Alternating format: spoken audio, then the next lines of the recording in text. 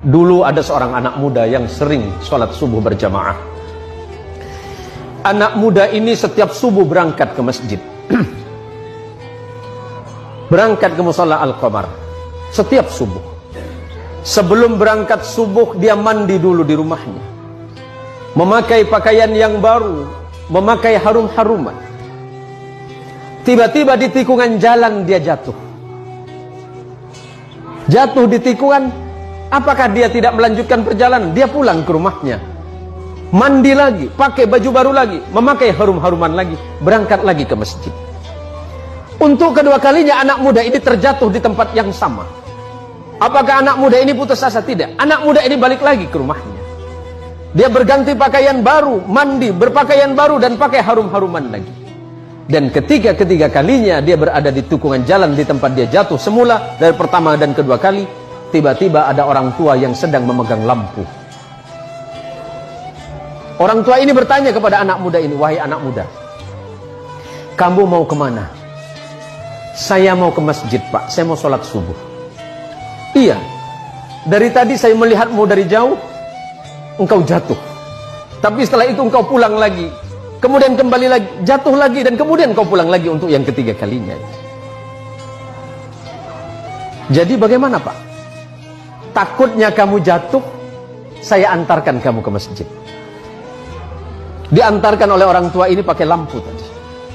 Sesampainya di depan masjid, sesampainya di depan musalla Al-Qamar, anggap Al-Qamar. Sesampai di depan musalla, orang ini bertanya, "Anak muda, apakah kamu masih mau sholat?" "Iya, Pak." "Apakah Bapak mau sholat dengan saya?" "Tidak." "Kenapa Bapak nggak mau sholat, cuma mengantarkan saya?" "Iya, karena memang tugas saya hanya ingin mengantarkanmu ke masjid ini." "Bapak kenapa nggak mau sholat?" Orang ini berkata, "Karena aku adalah syaitan." "Kenapa, Pak? Kok bisa?" "Iya."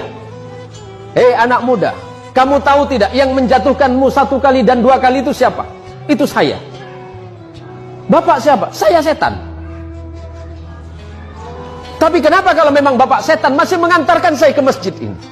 Apa jawaban setan? "Nak muda, ketika engkau tadi berangkat dari rumahmu dan aku jatuhkan di tikungan itu dengan harapan agar engkau tidak datang ke masjid, agar engkau tidak sholat berjamaah.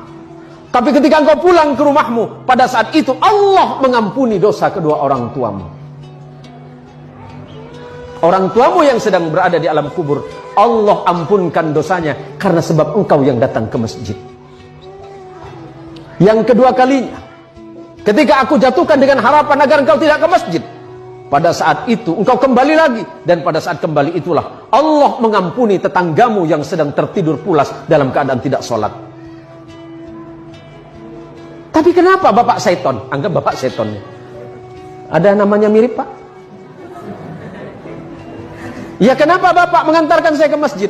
"Kalau seandainya aku menjatuhkanmu ketiga kalinya dan tidak mengantarkanmu ke masjid, maka niscaya orang satu kampungmu itu diampuni dosanya oleh Allah karena sebab perbuatanmu."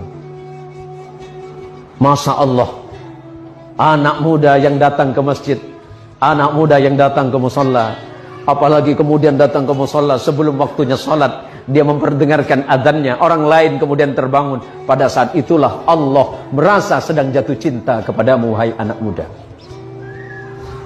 Kalau Allah sedang jatuh cinta kepadamu anak muda, apapun yang kau minta, Allah merasa malu jika tidak mengabulkannya.